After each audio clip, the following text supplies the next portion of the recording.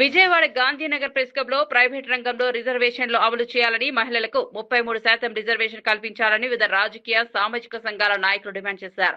ఈ కార్యక్రమంలో సోషలిస్ట్ కూటమి జాతీయ నాయకులు ఎల్ జయబాబు, ఇండియా ప్రజా కాంగ్రెస్ పార్టీ ఆంధ్రప్రదేశ్ రాష్ట్ర మహిళా అధ్యక్షురాలు Anjani Reddy, ఐఎన్బిపిఎం national president N కృష్ణరేఖ, ఎంసీపీయు రాష్ట్ర కమిటీ సభ్యుడు కల్కటి బసవయ్య, ఐఎఫ్టీఓ రాష్ట్ర ఉపాధ్యక్షుడు are యుహన్, Lok జనసంత Janashakti party NTR జిల్లా అధ్యక్షుడు వై నాగేశ్వరరావు, ఓబీసీ జిల్లా ప్రధాన కార్యదర్శి ఓబిన భాస్కర్, వైఎస్ఆర్సీపీ రాష్ట్ర అధికార ప్రతినిధి బండి చలా చంద్రమూర్తి తదితరులు పాల్గొన్నారు. ప్రైవేట్ రంగంలోనూ సామాజిక న్యాయం అమలు చేయాలంటే రిజర్వేషన్లు తప్పనిసరిగా అమలు చేయాలని, మహిళలకు 33% రిజర్వేషన్ కల్పించడం ద్వారా రాజకీయ సామాజిక రంగంలో వారి భాగస్వామ్యం మరింత పెరుగుతుందని నాయకులు చెప్పారు. నా పేరు ఎన్ కృష్ణరేఖ, సిఎండిపిఎఫ్ నేషనల్ ఉమెన్ ప్రెసిడెంట్గా ఉన్నాను.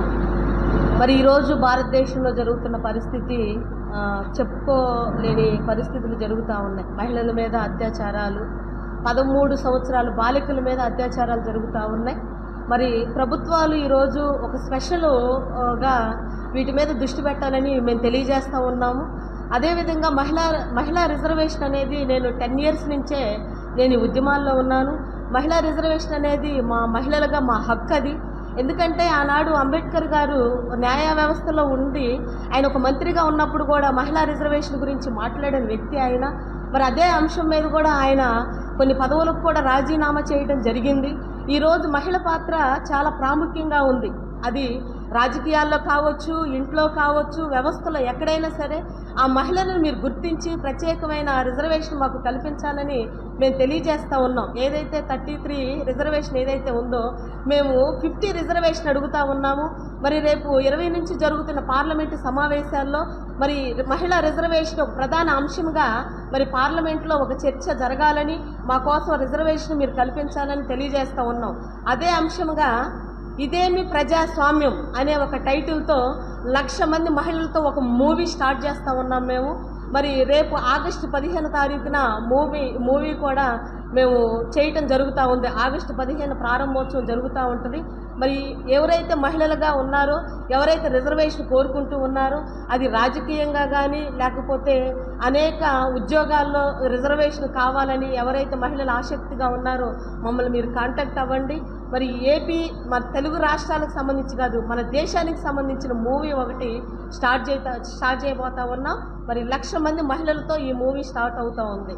మరి నాకు ఈ అవకాశం ఇచ్చిన మీడియా మిత్రులకు, ప్రజలందరికీ కూడా ధన్యవాదాలు తెలియజేస్తా ఉన్నాను. థ్యాంక్ యూ అలా. జయబాబు, నేను సోషలిస్ట్ కూటమి జాతీయ కార్యదర్శి. ఈరోజు విజయవాడలో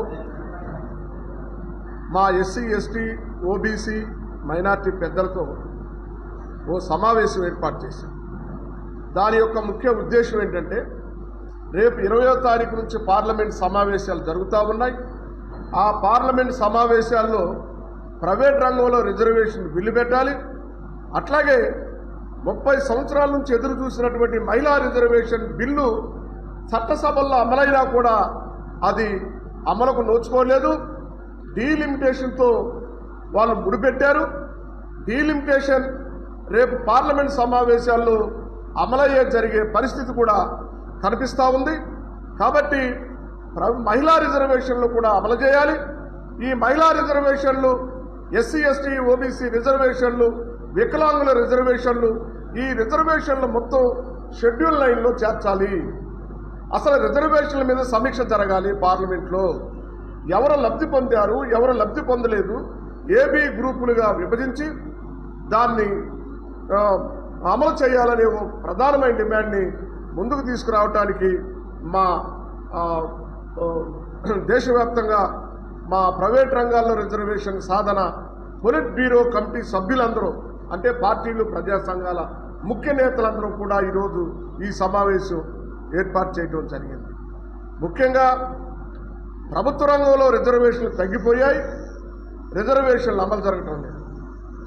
ఈ నేపథ్యంలో ప్రభుత్వ రంగంలో ఉన్న అవకాశాలు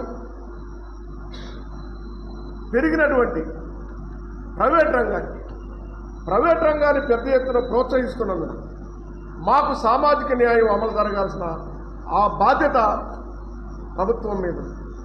ఈరోజు ప్రైవేట్ రంగాన్ని ప్రోత్సహించడం వల్ల సంపద అసమానతలు బాగా పెరిగిపోయాయి. ఇది నాది, నేను వ్యాపారం పెట్టాను, నేను ఒక పరిశ్రమ పెట్టాను, నేను ఒక సంస్థ పెట్టాను, దీని లాభం మొత్తం నాదే అని చెప్పేసి చాలామంది ఊహలు కలలుగంటా ఉన్నారు. శ్రమ సంపద ప్రజలందరిది. ఎవరు ఎక్కువ సంపాదించినా ఎవరు తక్కువ సంపాదించినా అది ప్రజాధనం. ప్రజాధనంతో వ్యాపారాలు చేస్తూ మేము రిజర్వేషన్లు అమలు చేయము, మా సంస్థల్లో మాకు మీతో పని లేదు, మా ఇష్ట ప్రకారమే ఉద్యోగ నియామకాలు జరుగుతాం అని చెప్పేసి ఒక వాదన కార్పొరేట్ పెట్టుబడిదారు వర్గాలంతా కూడా ముందుకు తీసుకొస్తా ఉన్నారు. ఇది అన్యాయమైన పద్ధతి, ఇది దుర్మార్గమైన పద్ధతి.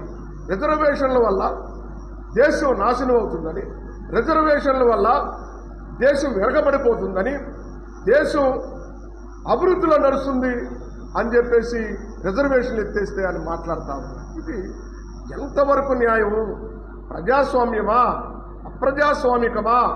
దీని మీద ఒక ఆలోచన చేయటానికి మేము పెద్దలందరం కూడా బ్యూరో కమిటీగా ఏర్పడి దేశ ప్రధాని నరేంద్ర మోడీ గారి దృష్టికి ఆగస్టులో తీసుకువెళ్ళటానికి, మేమే కాదు మొత్తం తెలంగాణ మొత్తం 29 రాష్ట్రాల నుంచి కూడా డెలిగేట్స్ అందరం కూడా ఢిల్లీ వెళ్ళటానికి ఒక సమాయత్తం అవుతా ఉన్నాం. ఏ సమస్యలు తీసుకెళ్ళాలి? ఇప్పుడు కోర్టులు అనేకమైనటువంటి తీర్పులు అనేక సమస్యల మీద వచ్చినాయి. అలాగే రిజర్వేషన్లు అమలు చేయాలా వద్దా అనే దాని మీద ఒక పెద్ద సందిగ్ధత సమాజంలో నెలకొంది.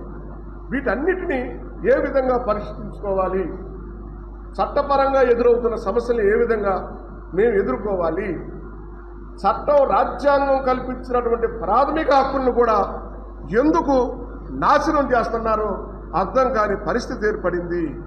రిజర్వేషన్లు అడిగే హక్కు ఎస్సీ ఎస్టీ ఓబీసీలది. ఇది రిజర్వేషన్ అనేది సామాజిక న్యాయానికి సంబంధించింది.